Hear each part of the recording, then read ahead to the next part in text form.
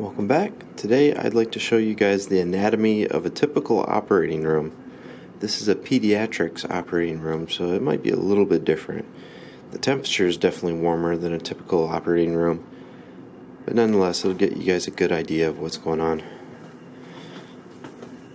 So as we go in, we'll start over here, the commander of the operating room.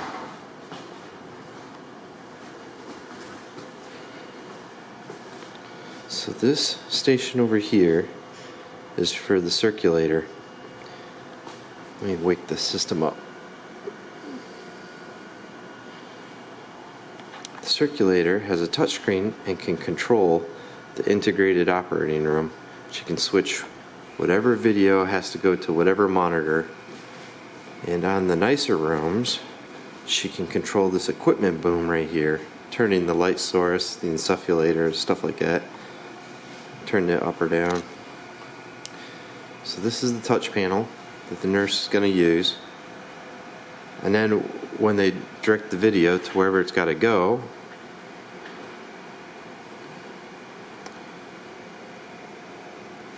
then they're going to pop over to their own PC and they're going to start charting.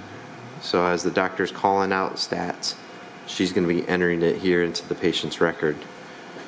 So that is the nurse circulator. This operating room has got an equipment boom, so this is kind of a simple room. A lot of the better rooms have two equipment booms, one on this side and one on the other side of the bed. On the equipment boom, you'll see we have a camera box, insufflator, a light source, and that down there is an electrosurgical unit. There's also an irrigation pump. This right here is a Neptune, which is a giant suction unit. It will there's a little manifold that pops in here and here, and they connect suction tubes straight to that, and there's reservoirs in the top and the bottom that contain the hazardous material. It's a much cleaner way of doing it than the old way, which is these containers right here. We have over here the surgical table, which will be positioned when the patient comes in. It's going to be surrounded by people. Here's the anesthesia workstation. So anesthesia actually has a lot of equipment. Here you'll see their IV boom, or the IV pole. There's the anesthesia machine itself. Right here, this one is an Avant CS2, or CS squared. Here's the patient monitor, which will have the patient statistics, their vital signs. This right here will show them the gases for the patient, what they're currently administering. And this is anesthesia's charting computer, so that they're constantly inputting statistics into the patient's chart for blood pressure, the amount of anesthetic, any injections that they're going to give the patient. They'll be laid out right here on the table. And there's going to be another IV pole right there. That one normally has blood warmers on it, so they warm the fluids that come into the anesthesia, that come into the patient, especially with pediatrics, because their body mass is small. Up here you have a pulse oximeter that will measure the amount of oxygen that's in the patient's blood. Over here we have a Pyxis machine. There's a Pyxis machine in the background. You can see it. Those make sure that when a consumable is removed, it's charged to the patient's account. Hopefully they use them, but they often leave them unlocked and they just grab whatever, and we lose money that way. Here's another Pyxis machine. Over here is the physician's PC. So the physician will pull up a study, which would be a radiographic image or something like that, and then they can route it to these overhead monitors. So The surgeon will be standing here, he's looking at that monitor, and they often will be displaying the radiographic images over here on this monitor. And the boom that's behind anesthesia, right there, that's called the anesthesia boom. Let me circle around so you guys can get a better view of it. It's got electrical circuits, but most importantly, it's got gases. You can see right there, there's vacuum. And right there you can see the nitrous oxide, which is the blue. We've got the waste gas, which is the purple, med air, which is yellow, and oxygen, which is the green. They connect right over here on the side of the boom. So that just keeps a nice and clean operating room. I know it looks like a mess, but it all straightens out when this room gets up and gets going. You can see that they've already got this room prepped for the first case of the morning. Over here is an Olympus tower.